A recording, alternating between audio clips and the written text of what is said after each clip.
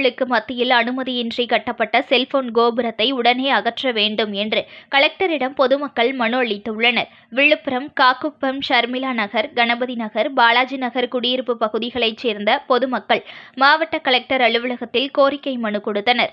அம்மனுவில், எங்கள் குடியிருப்புகளுக்கு மத்தியில் தனியார் செல்போன் நிறுவனம் ஒன்று கடந்த சில மாதங்களுக்கு முன்பு செல்போன் கோபுரத்தை அமைத்துள்ளது. இந்த செல்போன் கோபுரம் அனுமதியின்றி கட்டப்பட்டு வருவதாகவும், குடியிருப்புகளுக்கு மத்தியில் செல்போன் கோபுரம் அமைந்தால் அதிலிருந்து வெளியேறும் கதிர்வீச்சுகளால் குழந்தைகள் முதல் பெரியவர்கள் வரை அனைவருக்கும் சுவாச கோளாறு உள்ளிட்ட பலவித நோய்கள் ஏற்படும் அபாயம் உள்ளதால் இந்த கோபுரம் அமைக்கும் பணியை தடுத்து நிறுத்த வேண்டும் என ஏற்கனவே மாவட்ட கலெக்டர் அலுவலகத்தில் மனு கொடுத்திருந்தோம்.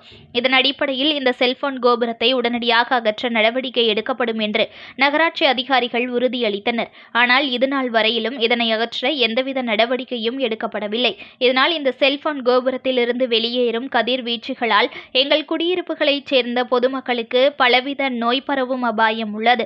ஆகவே அனுமதி இல்லாமல் கட்டப்பட்ட இந்த செல்போன் கோபுரத்தை 24 மணி நேரத்திற்குள் அகற்ற மாவட்ட கலெக்டர் உரிய நடவடிக்கை எடுக்க வேண்டும். மாவட்ட கலெக்டர் பழனி இதுகுறித்து பரிசீலனை செய்வதாக கூறினார்.